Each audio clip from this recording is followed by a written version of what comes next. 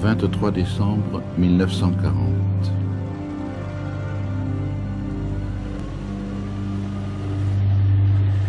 Ave Maria, gratia plena, Dominus tecum, benedicta tu in mulieribus, et benedictus fructus ventris tui, Iesu. Sancta Maria, Mater Dei, ora pro nobis peccatoribus, nunc et in hora mortis nostrae. Amen. Amen. Ainsi soit-il. Le 23 décembre 1940, Jacques Bonsergent était fusillé à Vincennes.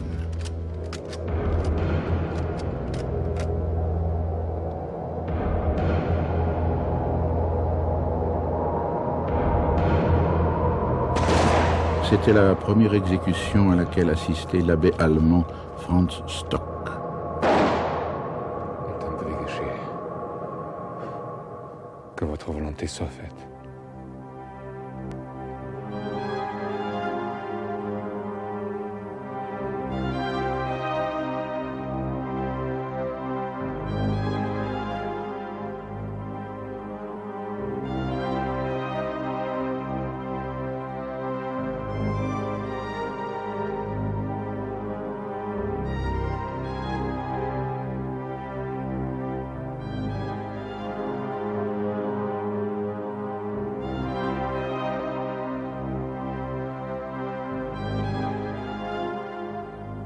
Fiat voluntas tua, que ta volonté soit faite.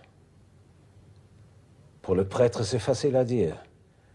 C'est moins facile à vivre pour les autres.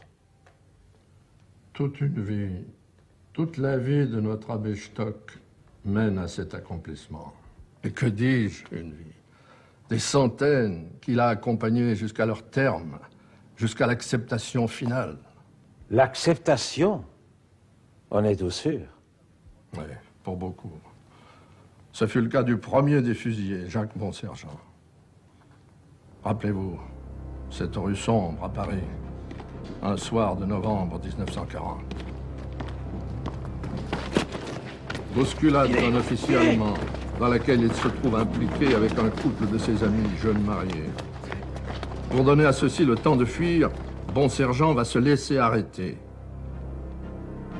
Il prendra tout sur lui lors du procès. Stock sait que Bonsergent est innocent, mais il est tenu par le secret de la confession. Alors il accompagnera le premier supplicié dans son ascension jusqu'aux portes du ciel, comme il aimait à dire. C'est trop beau, trop symbolique aussi pour une première exécution. Mais non, cela est tout simplement. Hélas, il y aura des centaines d'autres exécutions, des milliers même en 4 ans. Elles sont là, elles témoignent. Et l'abbé Stock y est présent. Non comme un voyeur, croyez-moi, mais comme un martyr, c'est-à-dire un témoin, jusqu'au bout présent, jusqu'à l'accompagnement solitaire de la dépouille qui retourne à la terre.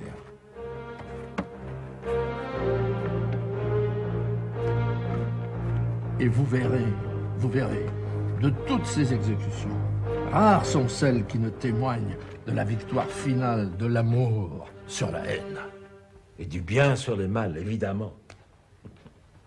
Mais je crains que ce qui ne doit être qu'un procès métaphysique ne dégénère en vulgaire débat politique. Je m'explique. Sommes-nous là pour démêler si Franz Stock pourrait être considéré comme un saint, ou si, d'ores et déjà, il en est un, pour avoir été le médiateur écartelé entre nos deux pays? En bref, doit-il être aujourd'hui, malgré lui, l'instrument et les symboles de telle ou telle politique?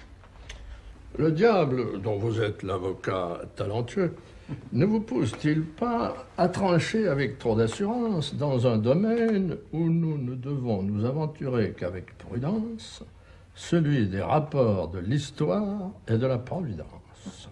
L'histoire est un cauchemar, plein de bruit et de fureur, raconté par un fou et qui ne signifie rien. Ah, bravo, Shakespeare.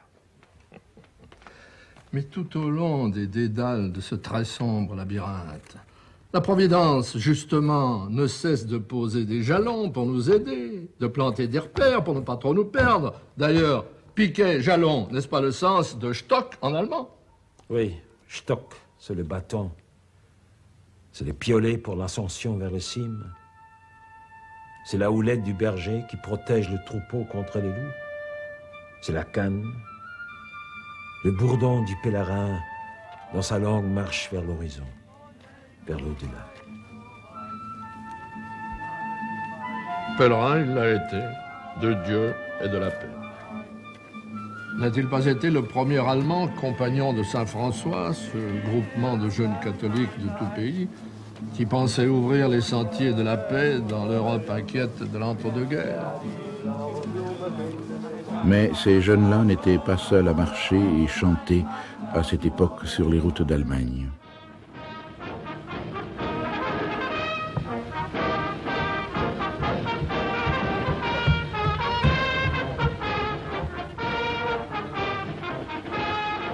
Un petit agitateur commençait à fasciner les foules. Adolf Hitler. Le diable, nous y voilà, n'est-ce pas? Ah, je vous en prie, nous ne sommes pas là pour faire un procès en sorcellerie, non plus que pour être le tribunal de l'histoire. Nuremberg, c'est déjà fait! Dankeschön. Merci. Revenons à nos sources. Nous sommes ici, à Chartres, sous le magistère de Notre-Dame, et vous avez vu qu'elle sera constamment présente pour nous rappeler notre mission, à savoir, mandée par l'évêque de ce lieu, afin d'étudier contradictoirement ces documents où se trouve enfermée la vie de l'abbé Stock, nous devrons dire s'il nous paraît opportun d'ouvrir son procès en béatification comme de nombreuses voix nous le demandent. Pourquoi ici, Chartres, et non pas sa patrie d'origine, l'Allemagne, et mieux encore, la Westphalie?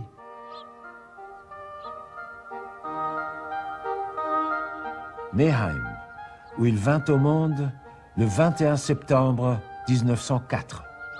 Premier-né de 9 enfants de ce couple de braves gens, dont la seule richesse, peut-on dire, fut la progéniture que Dieu leur accorda. Et pourquoi pas aussi Paderborn, le premier évêché catholique d'Allemagne, où il fit ses études et fut ordonné prêtre. Enfin, pourquoi en France? Pourquoi en France? Et parce que la France fut sa patrie d'adoption, et parce que c'est ici, à Chartres, ou plutôt dans un faubourg de Chartres, à Rechèvre, qu'il repose finalement. Sans qu'on lui ait bien sûr demandé son avis. Dieu l'a voulu ainsi, non sans quelques bonnes raisons, croyez-moi. Dieu, ou les dieux, ont voulu que la vie de Franz Stock soit un vivant témoignage, un martyr à la charnière du siècle.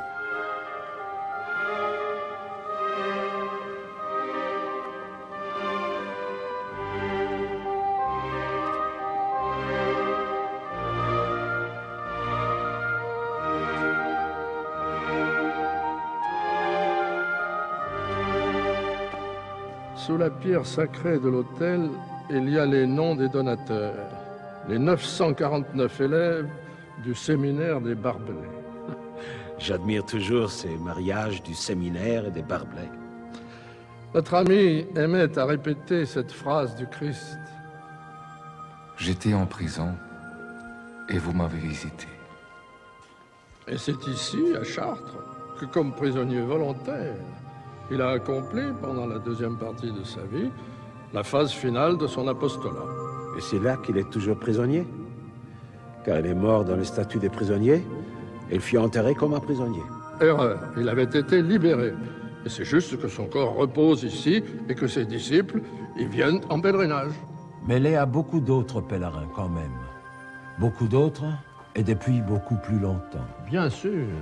Chartres est depuis des millénaires un des hauts lieux sacrés de l'Occident et qui n'a jamais cessé d'attirer les foules.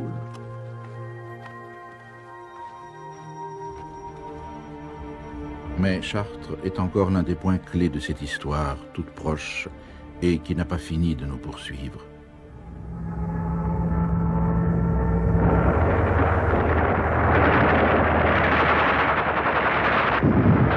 En mai 1904, 1940, l'Allemagne allait écraser la France.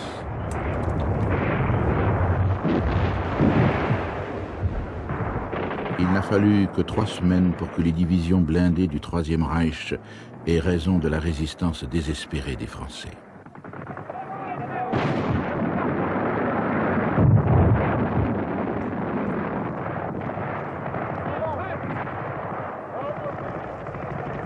Par la force, par le fer et par le feu, la France est ouverte à l'invasion.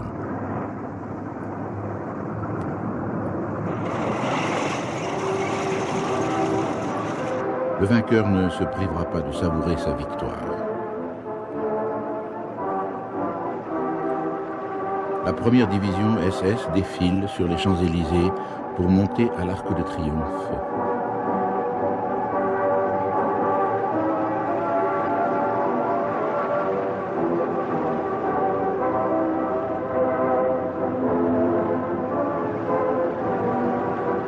Adolf Hitler, dont elle porte le nom, a gagné la revanche promise au peuple allemand. Il peut aller à Rotonde effacer la défaite de 1918.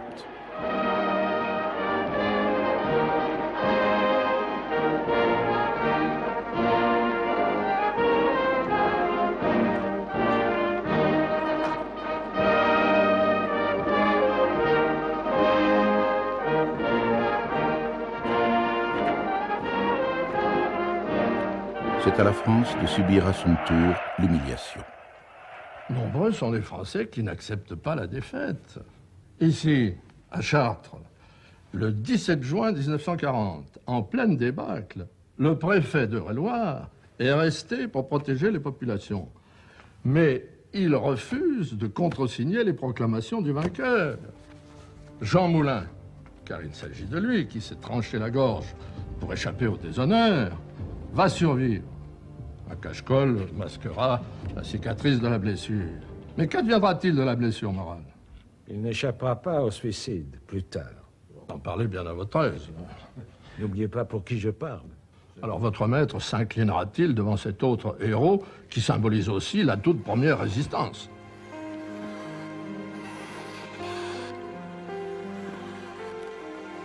Honoré d'Estienne d'Orbe, rallié à De Gaulle dès juillet 40, il a réussi à persuader le chef de la France libre de l'envoyer en France occupée pour coordonner les premiers réseaux de renseignement. Il sera trahi par son radio et livré aux Allemands. Arrestation sans ménagement. Ces photos en témoignent. L'officier de l'Abwehr a eu la délicate attention de les envoyer à la famille après la guerre. Pourquoi cette ironie? Certes, ce fut une maladresse. Diabolique, je comprends que vous la compreniez. Je n'ai pas choisi d'être l'avocat du diable. Cela vous est-il si pénible? Question pour question. Savez-vous qui est le diable? Quel personnage complexe? Et fascinant. Le diable, en grec, diabolos, le calomniateur à la double parole, le père du mensonge, d'après Jésus. Bref, le diviseur par le seul pouvoir du Verbe. Mais c'est aussi Satan, de l'hébreu Hachatan, l'adversaire, l'ennemi qui doit être lapidé à mort. N'est-il pas le mal lui-même? Alors nous trouvons un autre nom du diable, le malin, du latin malus, méchant, celui qui prend plaisir à dire du mal. C'est encore le latin qui va nous donner le plus beau nom du diable, le plus révélateur aussi. Lucifer, de lux lumière, de fer porté, le porteur de lumière, qui voulut s'insurger contre Dieu lui-même en prenant la tête des anges rebelles et qui devint le prince des ténèbres, chef des anges déchus, les démons. Que viens-je faire dans tout cela? Ne vous lamentez pas. Dans sa grande sagesse, notre Sainte Mère l'Église a jugé que le diable et son avocat étaient indispensables dans la manifestation de la vérité.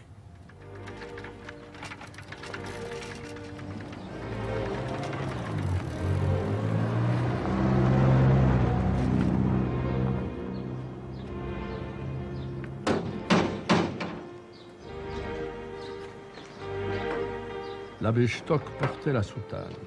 Elle l'aidait auprès des Français incarcérés en mettant d'emblée l'accent sur sa fonction de prêtre. Guck mal, da kommt wieder der Oberpfaffe, der Kriegsgeistliche im Schlafrock.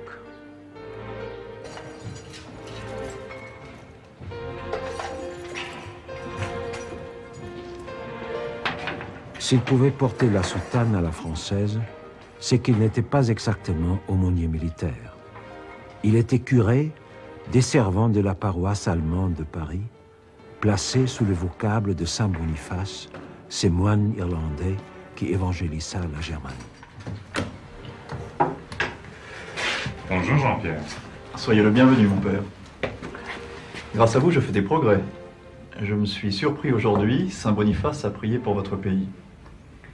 Cependant, je note qu'il a été converti par un Anglais. Mon fils, aux yeux de Dieu, il n'y a ni anglais, ni allemand, ni français. Il n'y a que des chrétiens, ou tout simplement des hommes. Et moi qui vous parle, je ne suis qu'un prêtre de l'évêque de Paris. Comme je ne suis moi-même qu'un soldat, au service du pays où Dieu m'a fait naître. Mais je ne voulais pas vous blesser, et je vous prie de me pardonner si je l'ai fait. Et de bien vouloir vous asseoir. C'est moi qui vous demande le pardon. On n'entre pas dans la cage d'un faux au moment du repas. Finissez, je vous en prie. C'est fini. La bête est rassasiée. En cachette des autorités allemandes, l'abbé Stock se chargeait de toutes les commissions. Merci pour toutes vos bienveillantes attentions. Francis Cham sera désormais avec vous. C'est le poète que je préfère actuellement. Moi aussi. Vieux routier, qu'attends-tu? Ton bâton même tombe. Ton chien est mort qui se fut couché sur ta tombe. Et tes enfants sont dispersés. Tout est détruit. J'attends chaque matin que passe Jésus-Christ.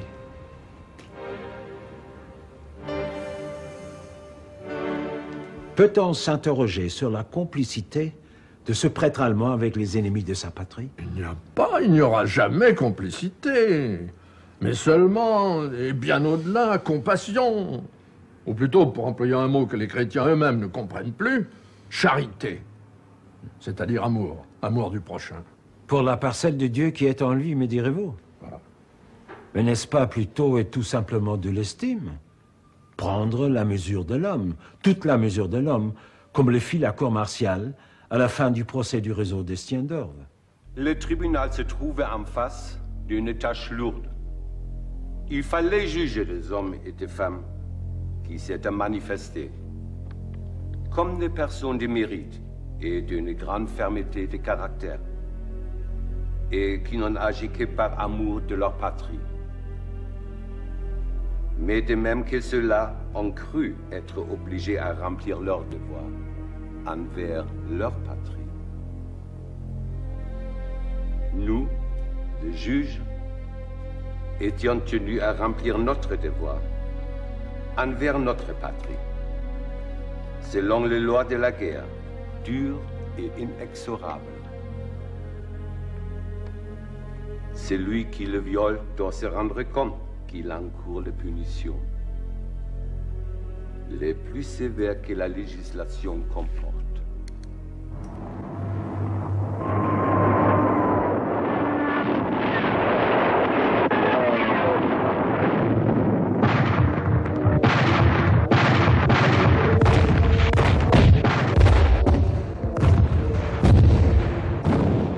La guerre, elle s'étend sur le monde avec le déclenchement de l'opération Barbarossa contre l'Union soviétique et les grandes offensives allemandes en Russie.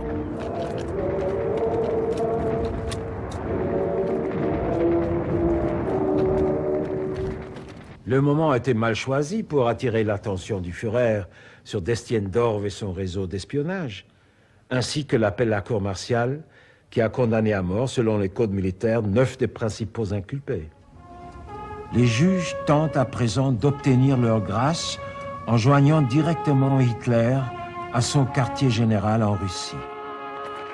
Dans l'euphorie des premières victoires, celui-ci en accordera 6, mais il donne l'ordre d'exécution pour les 3 autres. Il s'agit du chef Honoré d'Estienne-d'Orve, mais aussi de Maurice Barlier et de Jan Dornick, tous 3 venus d'Angleterre avec mission d'espionnage.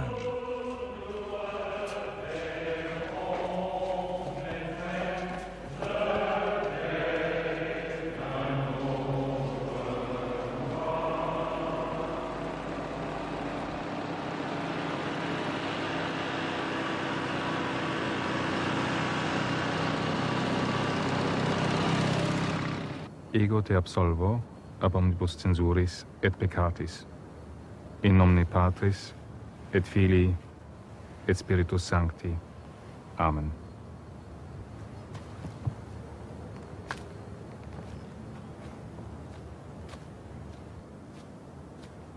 Monsieur, vous êtes officier allemand. Je suis officier français. Nous avons tous les deux fait notre devoir. Permettez-moi de vous embrasser.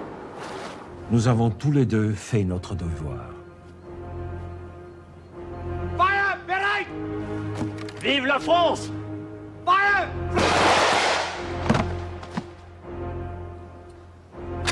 Feuer, bereit! Vive la France! Feuer! Feuer, bereit!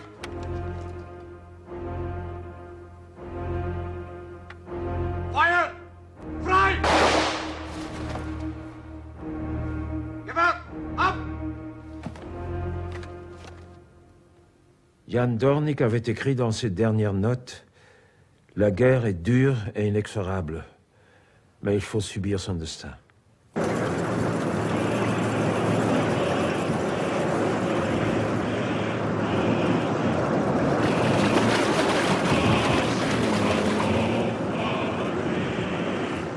Avec l'invasion de l'Union soviétique, la guerre a pris le grand tournant. Elle devient un conflit idéologique, nazisme contre bolchevisme, une guerre civile internationale et sans merci. Le 21 août au matin, un membre de l'armée allemande a été victime d'un assassinat à Paris.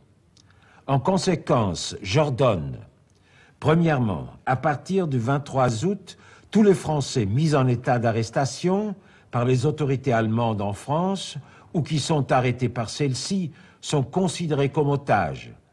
Deuxièmement, en cas d'un nouvel acte, un nombre d'otages correspondant à la gravité de l'acte criminel commis sera fusillé.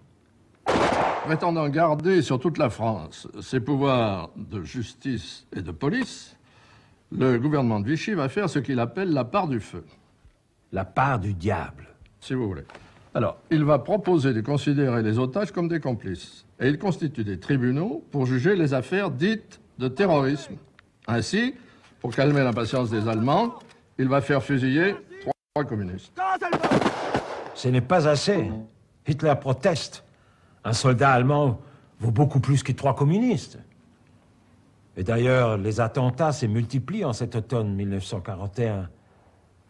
À Paris, et en province, à Nantes, à Bordeaux.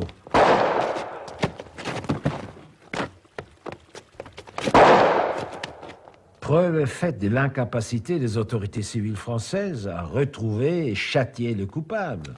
Alors les autorités militaires allemandes, constamment relancées par le grand quartier général d'Hitler, vont prendre les choses en main sans ménagement.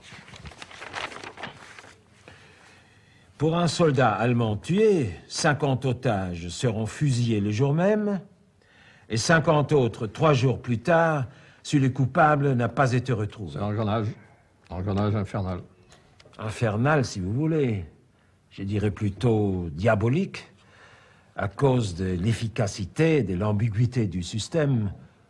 Provocation, répression. Au terrorisme aveugle répondent des représailles également aveugles qui ne font que susciter de nouvelles vocations terroristes. Où est le bon Dieu? le Dieu d'amour et de pardon. Où sont nos aumôniers? Car étant donné l'ampleur de la tâche, on va faire doubler l'abbé Stock par un véritable aumônier militaire, le jeune, dynamique abbé Théodore Loewenich. On a retrouvé son journal.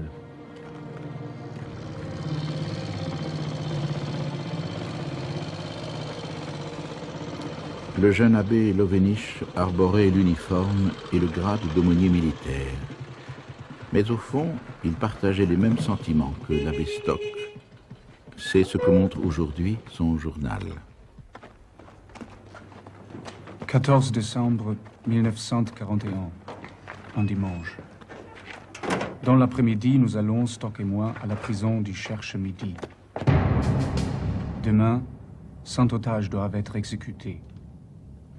Nous n'avons jamais entendu un tel nombre.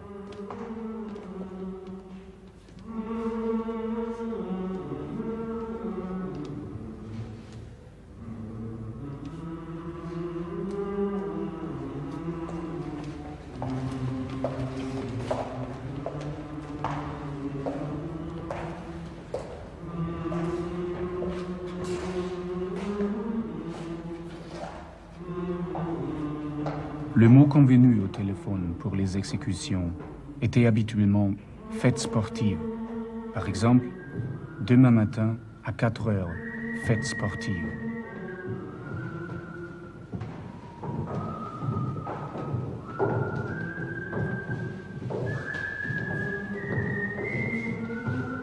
Parmi les otages s'est trouvé 18 juifs. Les surveillants militaires m'interdirent de les assister. Il n'hésita pas à remonter au sommet de la hiérarchie. Cette même nuit, je me rends encore personnellement à l'hôtel Majestic, près du général Otto von Stülpnagel. In der Militärregelungen steht nichts darüber. Aber als echter Christ sind Sie verpflichtet, jedem beizustehen. À travers Loewenich et son journal, on va prendre la mesure de cet apostolat.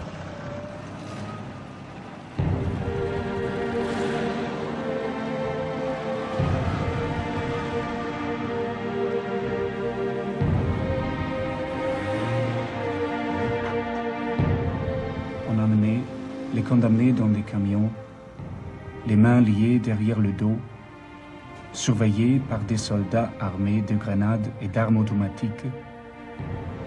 Tous les longs de 18 km de trajet, nous disions de courtes prières. Nous leur rendions de menus services. Le pire venait avec la montée du mont Valérien. En hiver surtout, la montée vers les sommets était lamentable à voir. Quelques-uns tombaient sur le sol glissant. Nous les aidions à se relever. Dans quel état ces malheureux se préparaient-ils au départ? Les hommes attachés au poteau nous chargeaient des derniers adieux pour les proches. Ce n'est qu'un au revoir, mon père. Hein. Dites-le bien, ma femme, ce n'est qu'un au revoir. Plus que jamais communiste. Répétez-le, dites. Répétez-le. Seigneur, Seigneur, que votre volonté soit faite sur la terre comme au ciel. Ainsi soit-il. Vive la paix! Vive la France! Bon Dieu de bon Dieu! Le crucifix, mon père, s'il vous plaît. Le crucifix. Die gestanden! Laden!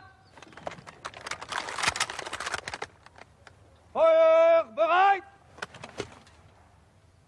Feuer frei! Gewehr ab! Rührt euch!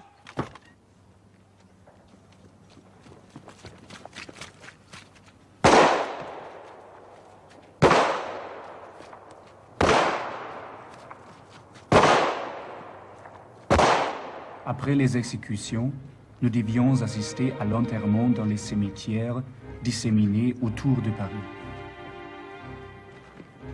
Je sais par ma propre expérience à quel point Stock a souffert de cette honte.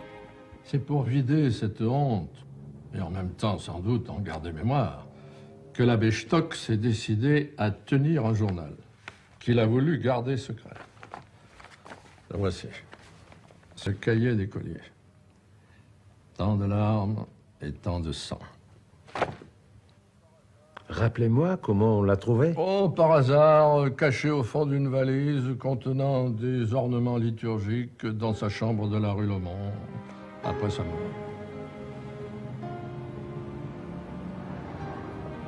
Le 21 rue Lomont, qui fut son presbytère sur la montagne Sainte-Geneviève, est aujourd'hui la proie d'un promoteur immobilier.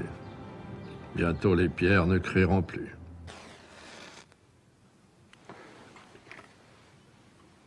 Stock était en effet le seul lien entre les fusillés et leurs parents.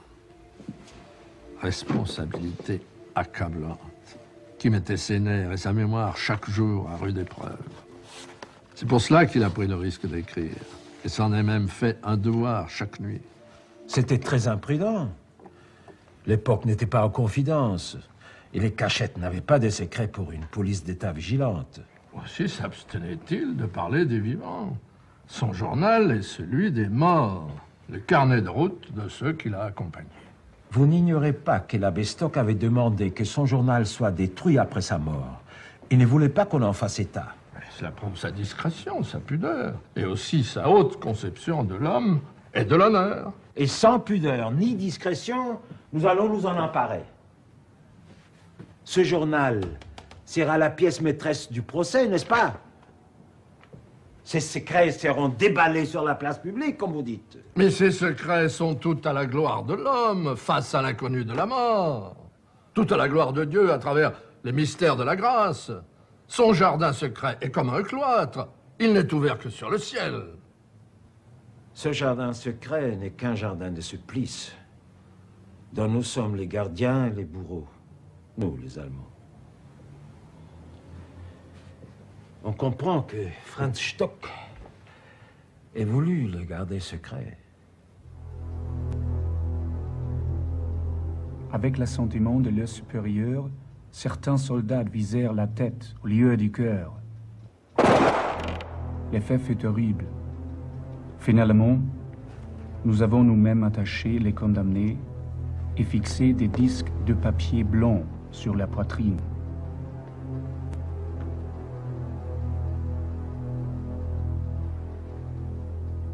Seigneur, que votre volonté soit faite. Seigneur, que votre volonté soit faite. On a dit que l'abbé Stock avait quelques difficultés à exprimer la totalité de sa pensée. Oui, mais il est difficile de transmettre par la parole ce message, ce trésor d'espérance dont il semblait dépositaire. La psychanalyse vous répondra que nous sommes devant un cas classique où l'impuissance du verbe conduit à une projection dans l'action jusqu'à son paroxysme. Ce paroxysme, il le vivait chaque jour. Chaque jour où il menait un condamné jusqu'aux portes du ciel. Du ciel? Mais pensez à ces passagers embarqués de force vers l'au-delà qui lui ont lancé des paroles désespérées, paroles qu'il rapporte avec tant de peine dans son journal. Allez-y, l'abbé. Bouchez-moi les yeux.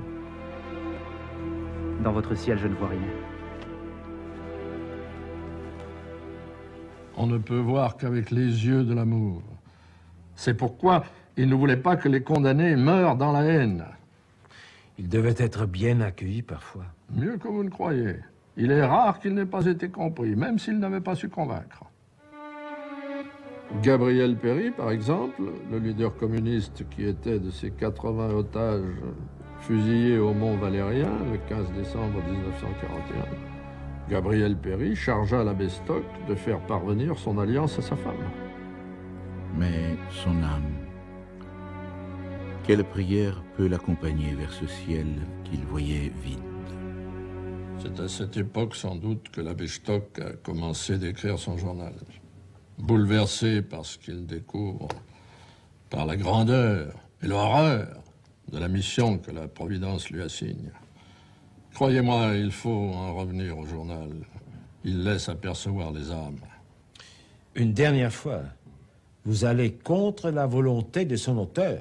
Mais le seul auteur, c'est Dieu. Dieu ou le diable? Nous verrons bien.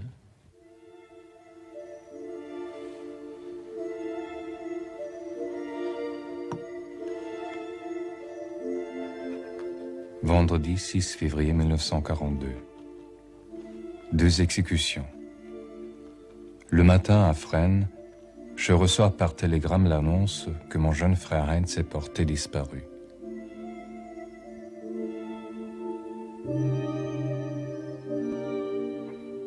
À Fresnes, beaucoup de visites, beaucoup de communions et confessions.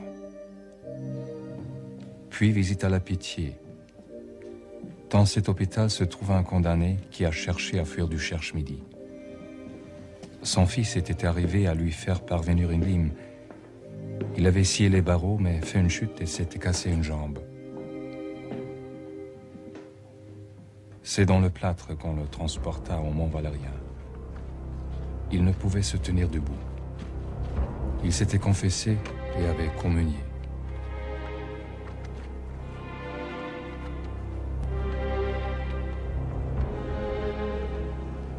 Stillgestanden! Laden! Feuer bereit! Feuer bereit!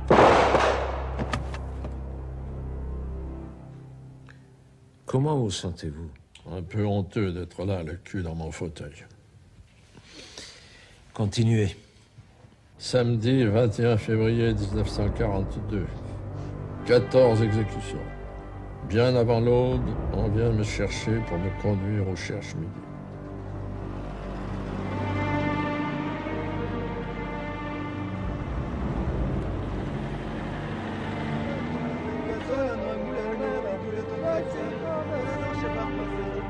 Ce sont 14 otages qui devaient être fusillés.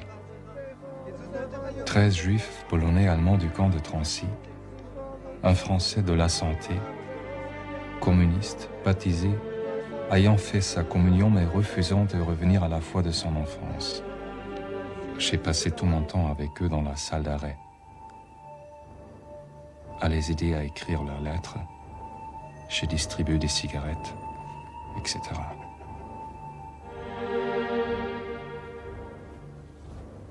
Au Mont-Valérien, ils furent exécutés par groupe de 5. Vision épouvantable. J'accompagnais le Français jusqu'au poteau en lui donnant le bras. Stillgestanden! Laden!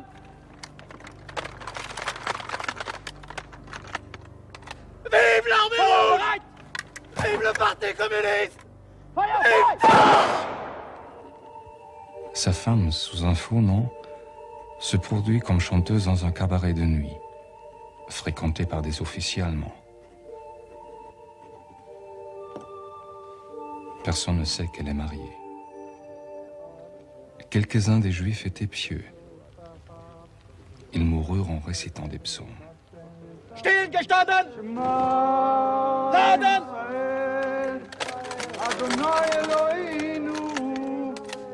Feuer bereit!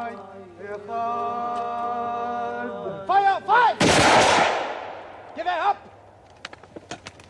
Et dire qu'il souffrait depuis l'enfance d'une affection cardiaque. Qu'il refusait de soigner. Mais n'est-ce pas cette affection qui l'avait un peu poussé au sacerdoce?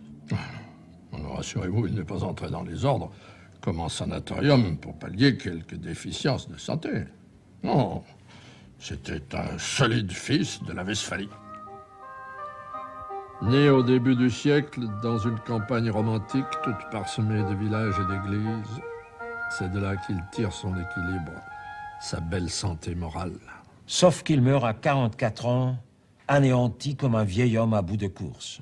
Anéanti n'est pas le mot juste.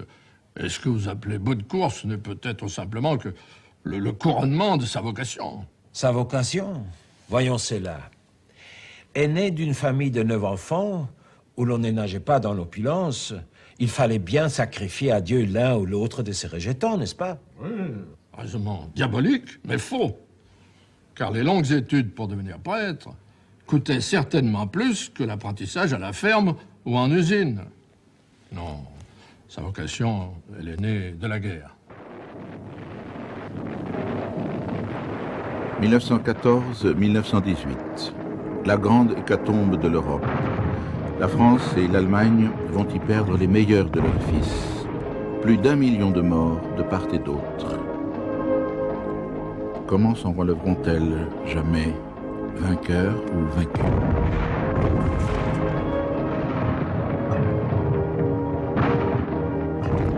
Et le père de France est au front avec tous les autres.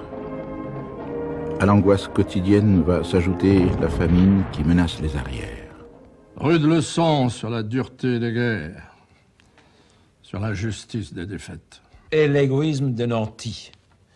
Pareille expérience va donner naissance au communisme. Je n'y vois pas des leçons d'amour selon l'Évangile. Mais c'est que vous êtes aveuglé par Satan. Et vous oubliez le maître mot de notre Seigneur, aimez-vous les uns les autres. Ce commandement que Benoît XV va rappeler au monde dès 1920 dans sa célèbre encyclique « La paix du Christ dans le règne du Christ » et qui servit de base d'enseignement dans les collèges catholiques d'Outre-Rhin.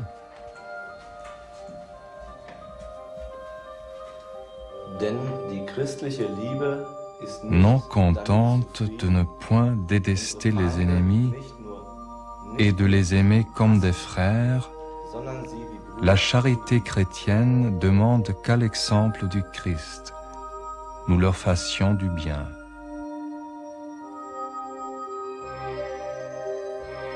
Pâques, 5 avril 1942. Il y a 10 ans, je célébrais ma première messe. Aujourd'hui, j'ai chanté la messe solennelle à la Madeleine.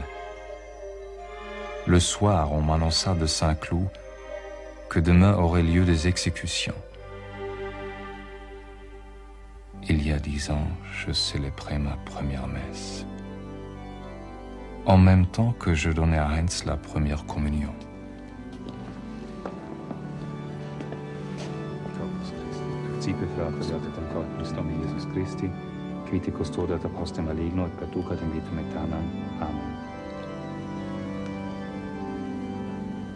Heinz!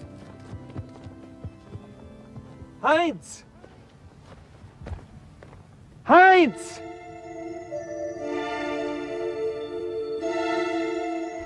Vendredi 17 avril 1942. 21 exécutions. Parmi les condamnés, un seul, Maurice, était chrétien. On l'amène dans une ambulance. Il avait essayé de fuir de la santé et s'était cassé la jambe et des vertèbres. Il était couché dans le plâtre et on le porta sur le lieu de l'exécution. Il surmontait sa souffrance. Aucune plainte ne sortit de ses lèvres. L'inculpé, reconnu coupable, est Lorsque le jugement fut lu, il dit « C'est juste. Je m'approchai à nouveau de lui, déposai mon étole sur lui et lui donnai une dernière bénédiction. Ce soir, célébration du Saint-Sacrement, puis réunion du cercle culturel sur le thème « Le tragique dans la vie de Van Gogh ». Voilà une journée comme tant d'autres, et bien remplie, n'est-ce pas? Bien remplies, ces journées, elles le seront de plus en plus, avec le rythme de la guerre qui s'accélère, avec la spirale provocation-répression qui s'emballe. De plus, l'abbé Stock se retrouve seul à partir du 5 juillet 1942, où Levnich est renvoyé sur le front de l'Est. La Gestapo s'est-elle méfiée? Je ne sais pas. Les deux aumôniers étaient certainement surveillés. Et Stock, le plus actif, est aussi le plus discret. Et puis, il est le recteur de la paroisse allemande de Paris. Excellente couverture. Dimanche 13 septembre. Magnifique promenade en Île-de-France, avec le groupe culturel. Nous avons visité des parcs et des châteaux inconnus, tel celui de Monsieur de La Fontaine, que j'ai découvert. Dans ce groupe, l'abbé Stock avait quelques intelligences qui le renseignaient sur les procès en cours et les exécutions prévues.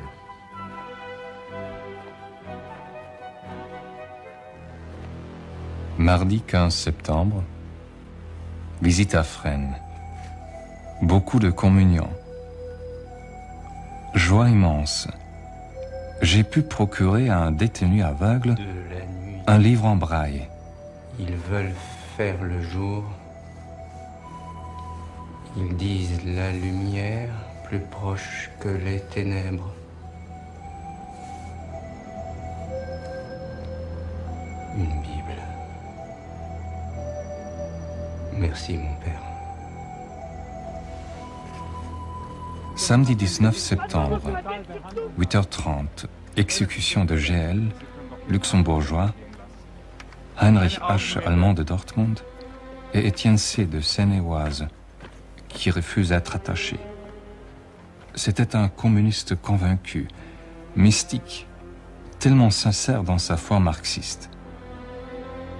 Still gestanden! Laden! Pour la France, indépendante et libre, et pour l'avenir du communisme, vive notre grand Staline!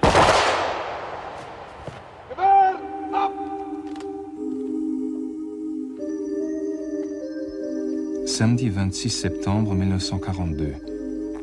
Visite à Fresnes. Souviens-toi, ô Dieu, que ma vie est un souffle. Mon œil ne verra plus le bonheur.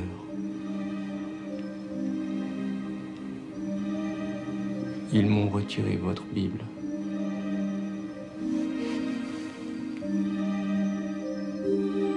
Mardi 29 septembre. À cause de nombreux attentats, couvre-feu toute la journée à Paris. Personne n'a le droit de circuler dans les rues.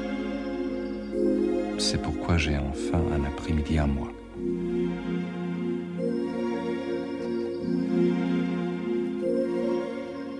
Aucune visite. Tout est silencieux. J'ai peint des fleurs. C'est vrai, l'art, le dessin, la peinture étaient son violon d'Ingres, une manière de se retrouver, de s'enraciner. De capter toute la lumière du ciel, dites-le. Hein? Oui, oui.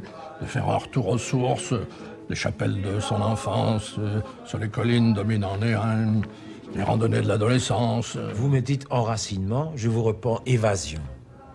Évasion, cette longue marche vers l'horizon, vers un au-delà toujours inaccessible.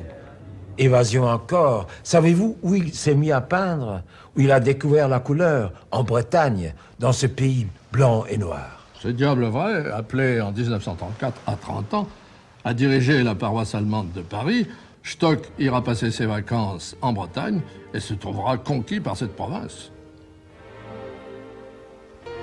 C'était encore la paix avant la grande épreuve.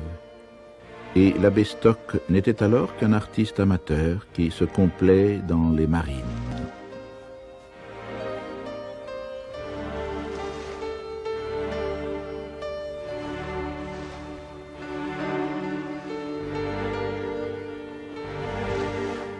Que cherche-t-il? Qu'a-t-il trouvé là? Peut-être le bonheur. Pour lui, pour son âme franciscaine, si sensible à la beauté de la création, si éprise de paix. N'est-ce pas plutôt le tourment de Dieu, comme il dit? Ainsi, ne trouvez-vous pas étrange que la Providence soit ingéniée à lui fournir le plus fort contingent de ses martyrs, précisément parmi ces chers Bretons? Samedi 24 octobre 42. À 10h, on m'annonce l'exécution pour la nuit suivante de Joseph Lebé, un Breton. Absolvote ab omnibus censuris et peccatis, in nomine Patris et Filii et Spiritus Sancti. Amen. Joseph s'est confessé avec une grande contrition, a communié. Merci mon père. Témoignant d'un courage peu ordinaire et d'une ferme confiance en Dieu. Je prie Dieu pour que vous puissiez tous revenir chez vous en bonne santé, auprès de vos femmes et de vos enfants. Ce fut sa dernière prière. Stillgestanden! Laden! Feuer bereit! Feuer frei! Lorsque les coups retentirent, il cria encore. Es sind pas morts! Rührt euch! Il avait pourtant été touché par 5 balles au cœur. Il avait des nerfs solides. Les nerfs de notre ami Stock ne l'étaient pas moins. C'est son cœur qui défaille. Chaque salve, il la reçoit en plein cœur. Combien de fois ce supplice? 863 exécutions sont mentionnées dans son journal. Et il ne l'a commencé qu'en janvier 1942. On imagine un chiffre qui tourne autour de 13 à 1400 fusillés sous ses yeux. C'est-à-dire 13 à 1400 salves et coups de grâce. Psychologue et psychiatre vous diraient qu'il y trouvait peut-être un bien malin plaisir. Oh, bravo. Le diable. Ne trouvez-vous pas que vous dépassez quelque peu les bornes? Le propre du démon, c'était n'avoir pas des bornes, être sans entrave, libre et porteur du message libérateur. Lucifer, faudra-t-il bientôt vous exorciser? Vous l'aurez voulu. On vous a seulement demandé d'être l'avocat du diable, pas le diable lui-même. Je me suis mis dans sa peau. Elle vous convenait? Je l'ai trouvée souple et brillante. Avec des écailles? Les écailles me sont tombées des yeux. Jeu dangereux que le nôtre. Venez donc faire oraison. Pour cette fois-ci, vous ne serez pas excommunié. Vous n'irez pas encore en enfer. L'enfer, nous y sommes. L'enfer et la honte. Le purgatoire allemand commence à Stalingrad en cet hiver 42-43. Plusieurs armées du Reich, encerclées, devront devoir se rendre avant d'être complètement submergées. Lourde et douloureuse défaite. La première.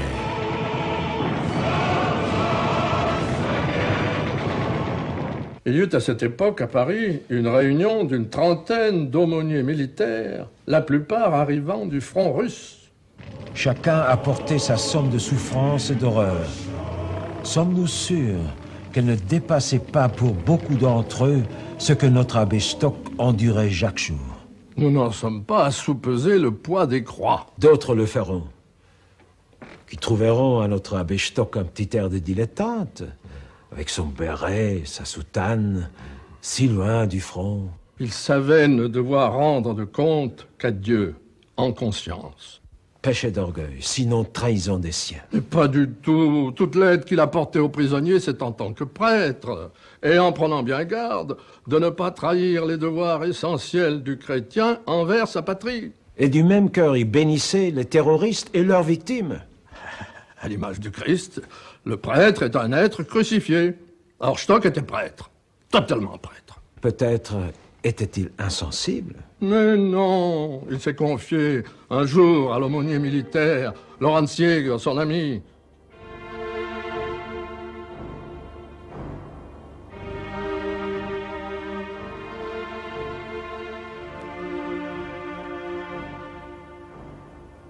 Glauben Sie nicht, dass man sich jemals einen Tod gewöhnt. Ich meine oft, ich könnte nicht mehr. Was ich hier erlebe, ist so furchtbar, dass ich oft nächtelang schlaflos liege.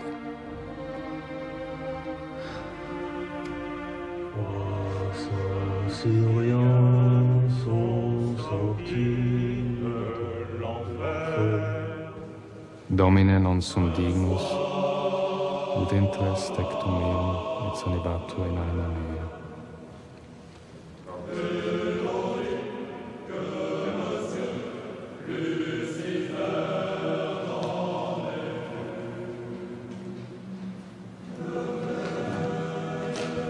Corpus Christi custodiet animam tuam in vitam aeternam.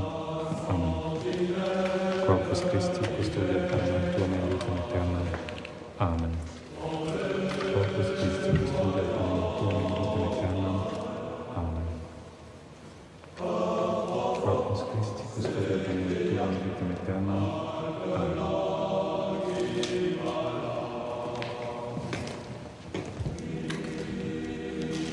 Corpus Christi custodiet animam tuam in vitam aeternam. Amen.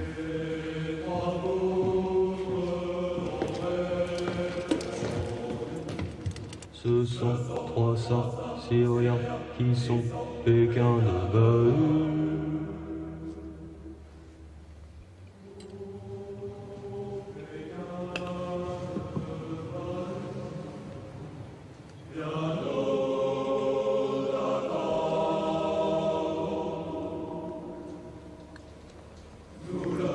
Ne pleurez pas, Palerin.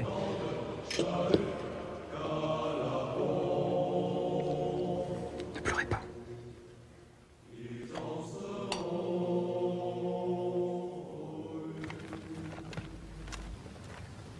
Alain, tout jeune élève officier, a refusé de se laisser bander les yeux. On le fit quand même.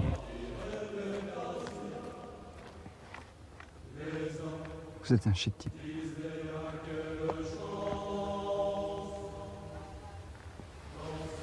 Laden!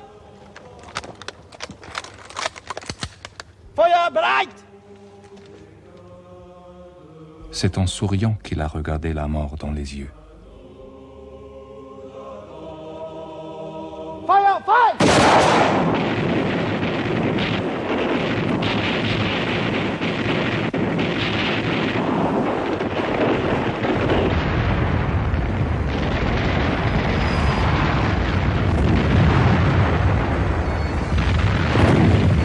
La guerre s'accélère en Afrique en faveur des Alliés. Maîtres de la Libye et du Maghreb, ils vont pouvoir débarquer en Sicile.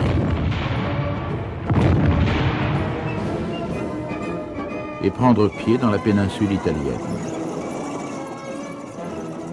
Pendant que leurs escadres aériennes, toutes les nuits, commencent à pilonner l'Allemagne.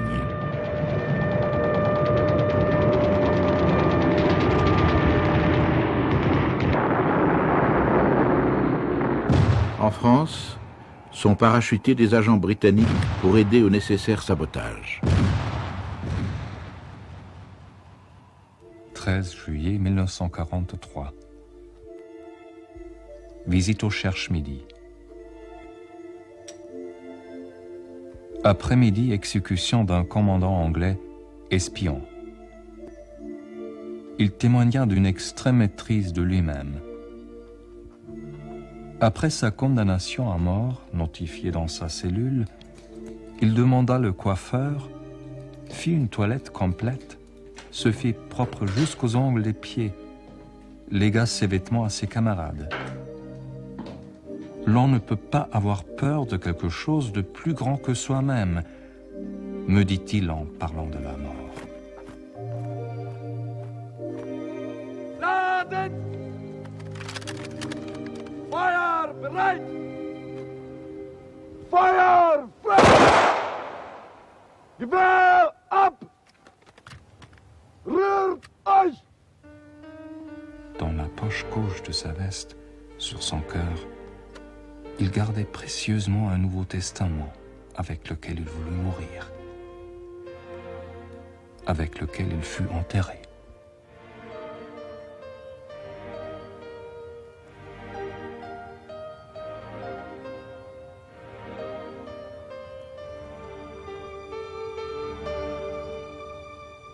Jamais il ne parle de son cœur et de ses ennuis de santé. Ces documents parlent pour lui. Les médecins militaires étaient formels.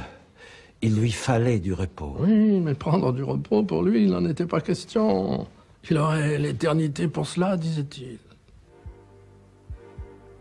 Franz, on va mesurer les battements et les défaillances de ton cœur. Mais qui mesurera tout ce qu'il contient de souffrance et d'amour?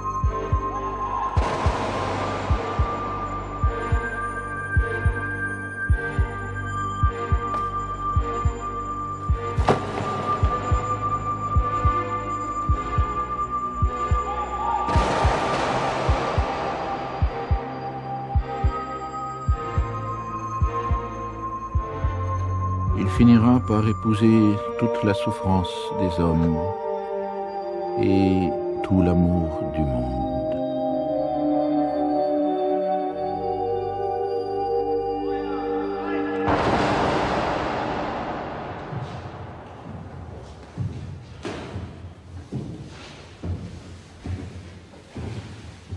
Le 25e couloir a besoin d'une cuillère, la cellule 387 d'un micelle, 274 d'une vie de Jésus, 311 d'une image, 299 d'une brosse à dents. Les cellules 261, 153, 394, 493, 501 ont besoin de peigne. Et 205, 308, 311 manque urgent de papier toilette. La vie carcérale est nue et la réalité sordide. Vous connaissez cette histoire qui courait les prisons à l'époque et qui est une espèce de symbole de l'apostolat de notre ami? Je vois, elle fait encore le bouche à oreille. Elle est si belle. Et si horrible. Quelle est sa part de vérité? De toute façon, nous ne pourrons pas en faire état dans notre enquête. Dommage. Je ne l'écoute jamais sans émotion. C'était durant l'hiver de glace 43-44.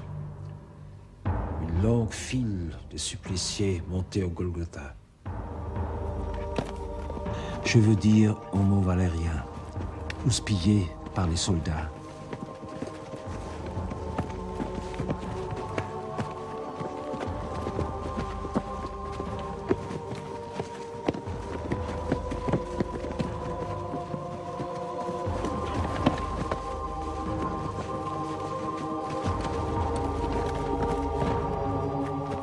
L'un de ces malheureux tombe. On dit que c'était un juif, et dans sa chute, laisse échapper son dentier. Mais l'abbé Stock se précipite et s'offre à lui remettre en bouche. Vous pouvez le garder. Je n'en ai plus besoin. Vous saurez en faire ce qu'il faut. À quelque temps de là, un soir, au Lomont, l'abbé Stock reçoit la visite d'un jeune séminariste français qui va être ordonné prêtre. Il fait la quête sacrée pour réunir les instruments de sa première messe. D'un tiroir de son bureau, l'abbé Stock va sortir l'objet, enveloppé dans un mouchoir. C'est de l'or qu'il a fait à votre calice et que chacune de vos messes contribue au salut du donateur.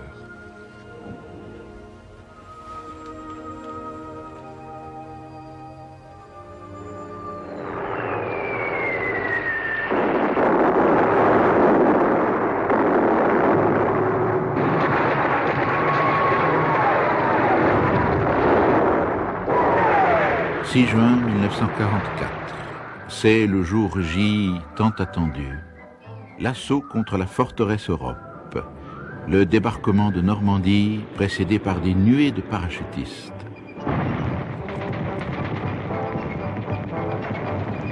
Enfoncer le mur de l'Atlantique. Bousculer les armées du Reich. Elles ne pourront longtemps s'opposer à l'ampleur des moyens mis en œuvre.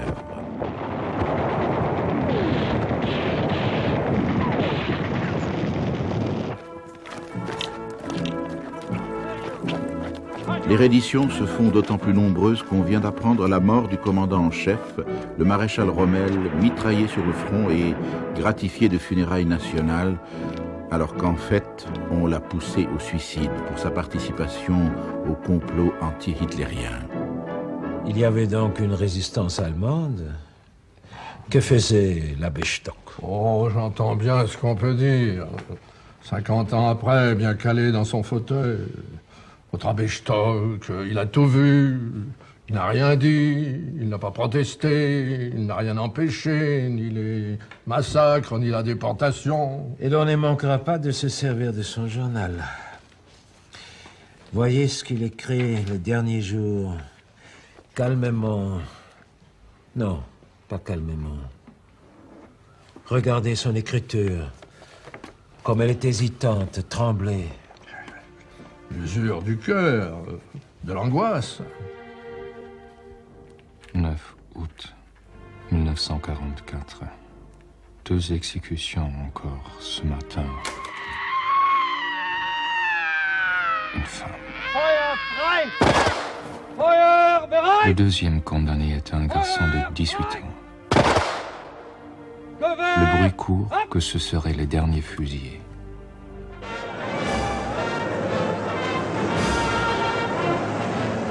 En Normandie, la 2e DB du général Leclerc fonce sur Paris.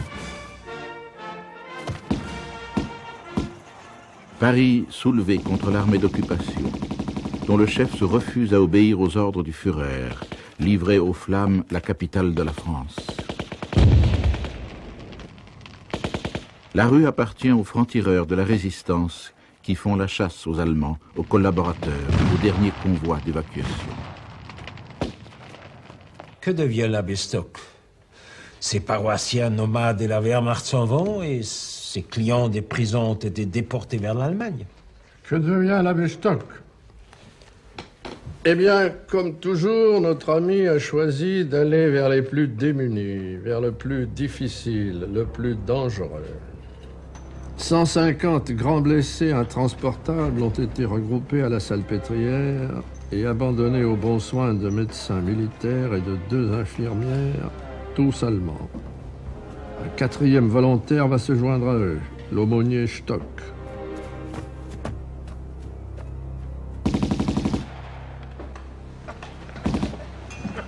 Vater, ich habe Angst. Wirklich Angst. Ich möchte beichten. Sie brauchen keine Angst zu haben.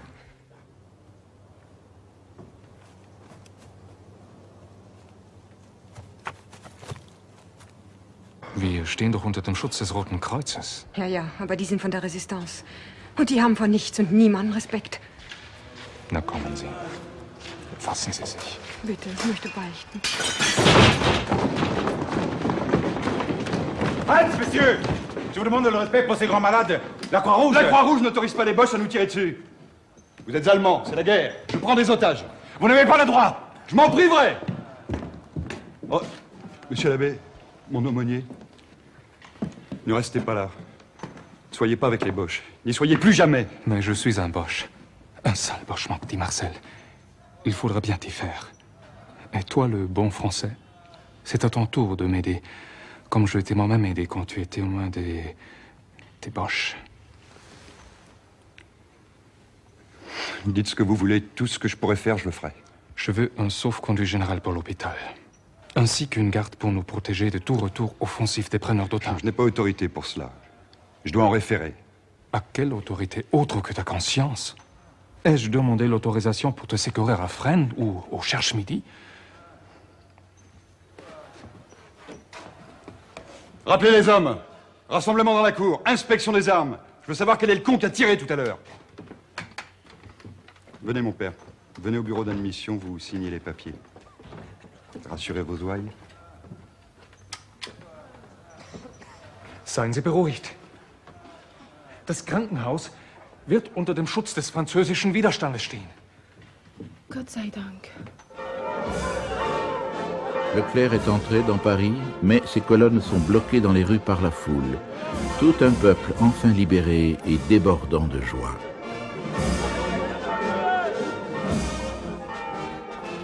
Et le vainqueur d'hier est le vaincu d'aujourd'hui. À merci. Quelle force s'empêchera de lui faire payer ces 4 si dures années d'occupation? La vengeance va-t-elle s'effacer devant le bonheur d'être libre et d'avoir retrouvé un sauveur?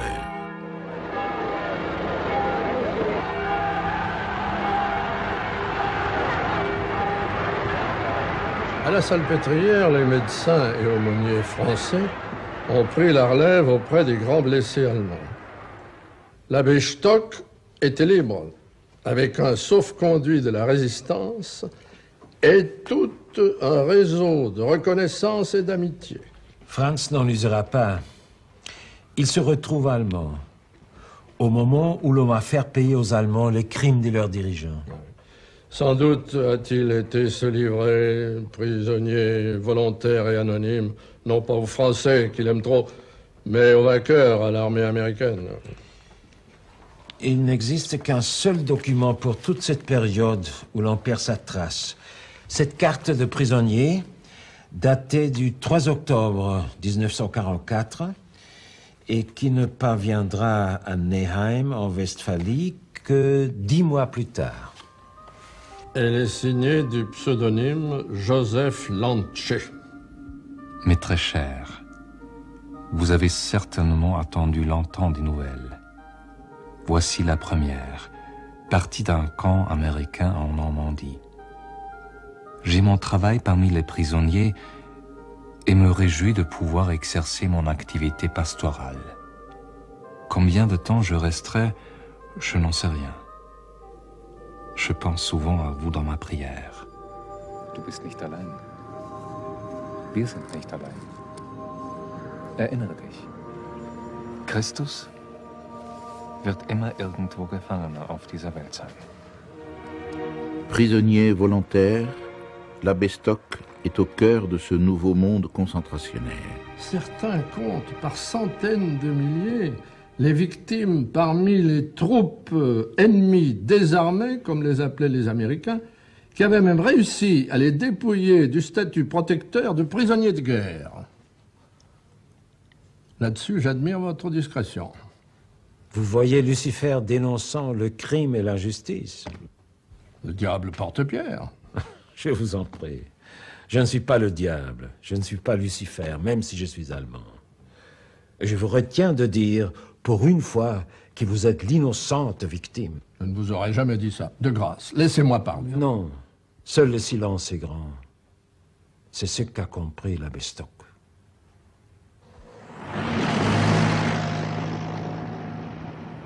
L'évasion va se faire par le haut, grâce à un prêtre français, l'abbé Lemeur, qui avait été à Fresnes un paroissien de l'abbé Stock et qui s'était évadé du dernier train de déportation vers l'Allemagne hitlérienne.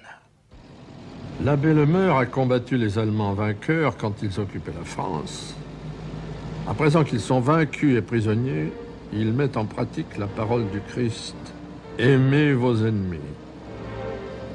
Et il est venu chercher l'abbé Stock dans son camp de Normandie où il croupissait pour lui confier une mission très insolite.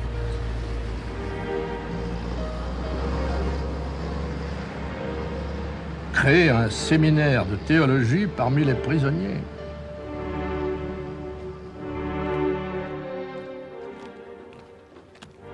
C'était à Orléans une ancienne caserne transformée en prison.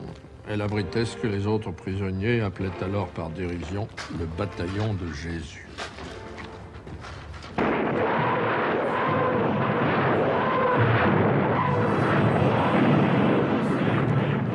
Bien d'autres bataillons allaient fondre à cette époque, au dernier feu de la guerre. Dans l'apocalypse de Berlin, capitale du Reich, que les soviétiques conquièrent rue par rue, jusqu'à la capitulation du 8 mai 1945, grand jour de victoire pour les Alliés et nuit de deuil pour les séminaristes allemands prisonniers.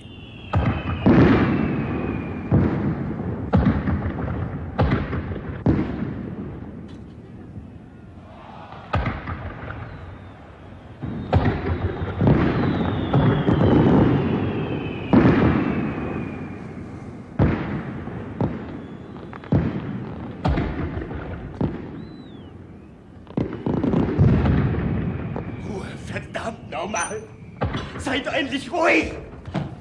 Hört diese Knallerei denn nie auf? Wer soll sein Maul halten? Beschissenen Arschlöcher, ihr! Urmenschenskinder! Ihr versoffenes Franzosenpack! Diese Scheißkerle! Ruhe! Scheiße, dieser Lärm! Schnauze! Alle! Schnauze! Mein Gott. Arschlöcher! Gib uns doch ein Ruhe endlich! Verlass mich nicht. Wer soll sein Maul halten? Frieden! Endlich Frieden. Mann, oh Mann!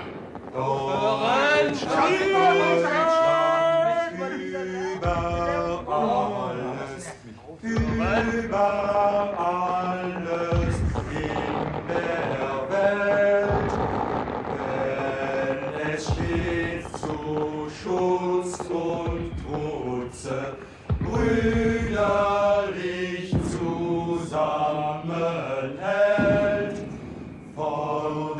der Mast ist an die Memel, von der Elch bis an den Welt.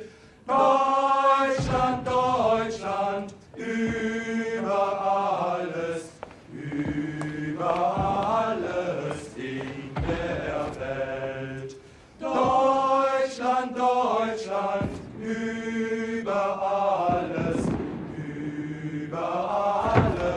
in der Welt. Freunde, ich verstehe euch. Aber wir sollten unsere Lage hier nicht verschlimmern. Unser aller Leben ist doch aus der Bahn geraten. Sind Sie eigentlich hergekommen, um uns zu belehren? Das Sprachrohr der Franzosen? Genau, die verbieten uns sogar unsere Nationalhymne zu singen. Es ist noch nicht mal ein Nazi-Lied. Wir haben es wirklich nicht nötig, uns von den Franzosen irgendwelche Lektionen erteilen zu lassen. 4 Jahre sind sie vor uns gekrochen. Ich habe einige erlebt. Aufrecht. Auch als besiegt. Um Gnade haben sie gebettelt, gewinselt, geschrien. Wir waren die Sieger. Aber sie haben uns verziehen. Ah, nein, Pater. Das ist doch was ganz anderes. Die haben um Verzeihung gebettelt, weil wir die Sieger waren. Die haben darum gebettelt. Nur derjenige, der wirklich seinen Hass überwinden kann, ist Sieger. Nur wer verzeiht, bezwingt seinen Feind. Ach, das ist doch dumm. Geradezu blödsinnig. Das ist viel zu einfach. Ich aber sage euch, liebt eure Feinde und tut Gutes denen, die euch hassen. An diese Worte Jesu sollten wir uns immer erinnern. Lasst uns beten. Vater unser, der du bist im Himmel, geheiligt werde dein Name, zu uns komme dein Reich, dein Wille geschehe, wie im Himmel, also auch auf Erden. Unser tägliches Brot gib uns heute. Ja, aber dann schnell! Unser tägliches Brot gib uns heute. Sie wissen doch ganz genau, dass wir bald vor Hunger krepieren. Wir verhungern! Wir verhungern! Wir verhungern! Que fais-tu, connard? Je fais lever de la victoire. J'ai bien le droit ce soir, non? Le droit? Quel droit? Après tout ce qu'ils nous ont fait? Tu cesses immédiatement, tu m'entends? Et demain au rapport, tu auras de mes nouvelles.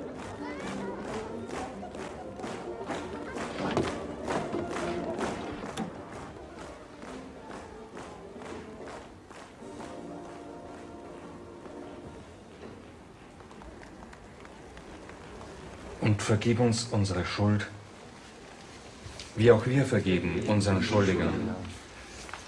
Und führe uns nicht in Versuchung, sondern erlöse uns von dem Übel. Amen.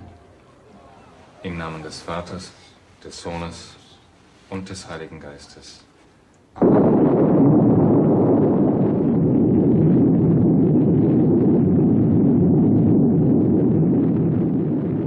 Deux bombes atomiques sur le Japon allaient clore le conflit.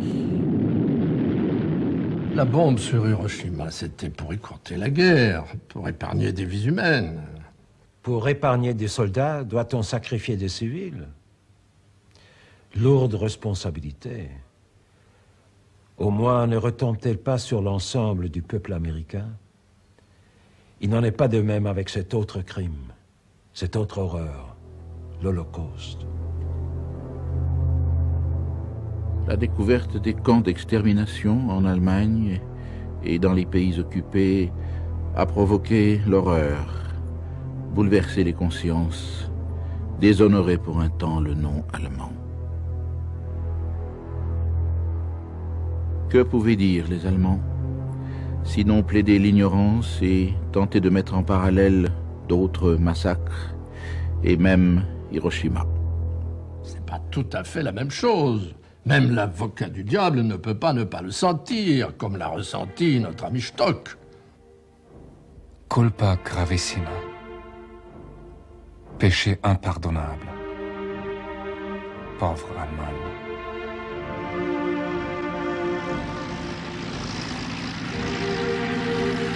La population allemande fut alors réquisitionnée pour les plus macabres corvées. Une immense honte, oui. mais tout de suite après la révolte. La révolte contre l'injustice faite au peuple allemand, rendu responsable en bloc des crimes de ses dirigeants. J'ai puni sévèrement les hommes qui se sont livrés à des voies de fait ou des injures envers les prisonniers. Je sais. Mais n'est-ce pas à désespérer de l'homme? Tant de haine et de bassesse dans les cœurs. Tenez. J'ai du tabac sans trop de problèmes. Je pourrais vous en passer. Ça trompe la faim. Vous êtes soumis à un régime de famine. Mais l'ensemble des Français y est soumis. Ils ne comprendraient pas que par l'intermédiaire de la Croix-Rouge, par exemple, vous bénéficiez d'un régime de faveur. Cependant, j'ai protesté. Je continue. Je sais. Et je sais encore que vous vous êtes mis au même régime que nous. C'est une affaire personnelle.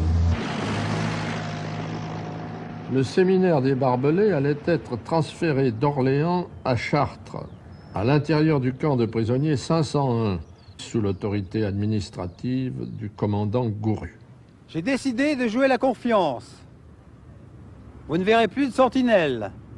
Les miradors seront vides. Cependant, vos conditions de vie resteront difficiles, vous souffrirez. Vous aspirez à la liberté, je ne peux vous la donner. Vous portez une croix.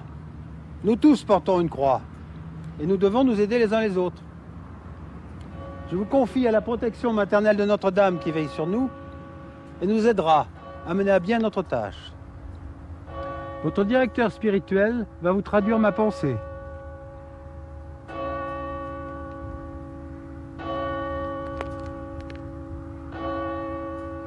Salve Regina, Mater misericordiae, vita dulcedo et spes nostra salve. Via ergo advocata nostra, illos tuos misericordes oculos, ad nos converte. Benedictum, benedictum fructum ventris tui, nobis pros hoc exilium ostende. O clemens,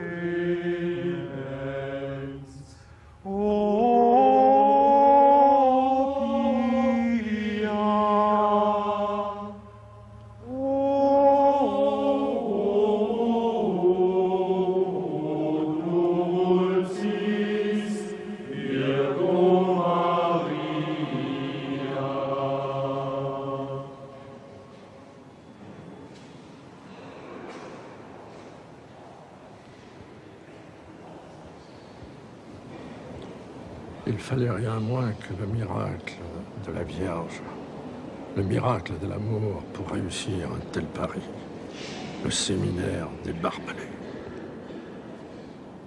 Pas une évasion, une révolte, un renvoi. Pas un incident grave durant ces 2 années d'existence du séminaire des Barbelés.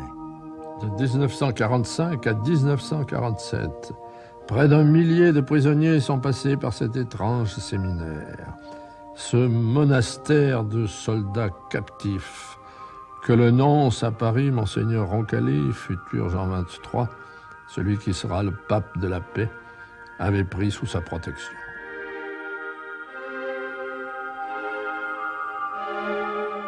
« 500 prêtres allemands en sont sortis, dont aujourd'hui plusieurs évêques.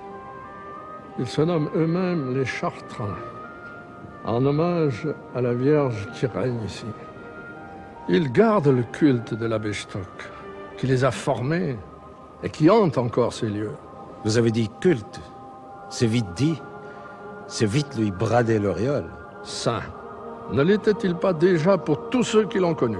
Mais qu'est-ce qu'un saint? Mystère. Oui, mystère. Mystère de la grâce, du lent cheminement des âmes dans le labyrinthe de la vie. de l'âme, toujours à l'affût d'un appel, d'un murmure de la Providence.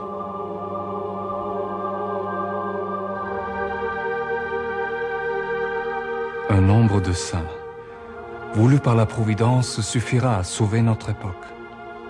Des saints qui n'aient aucune peur devant les catastrophes et les révolutions, mais qui sachent être attentifs à tous les signes, et tendus de tout leur être vers le retour du Sauveur. Des saints qui sachent concilier leur attachement à leur patrie avec l'amour de toute l'humanité, au-delà des frontières de pays, de nations, de races et de classes.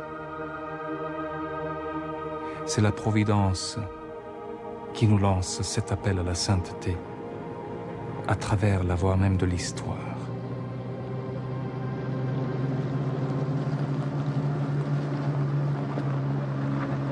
Le 5 juin 1947, la France commençant à libérer ses prisonniers de guerre, le séminaire des Barbelés s'ouvrait enfin sur la vie.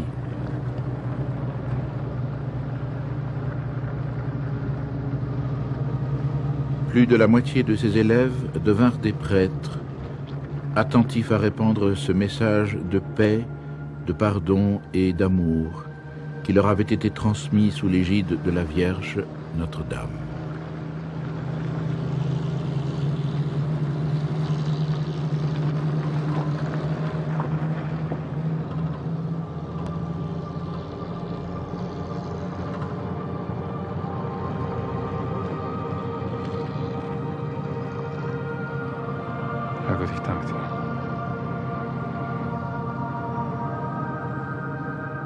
Franz Stock mourut 8 mois plus tard, seul, d'un arrêt du cœur.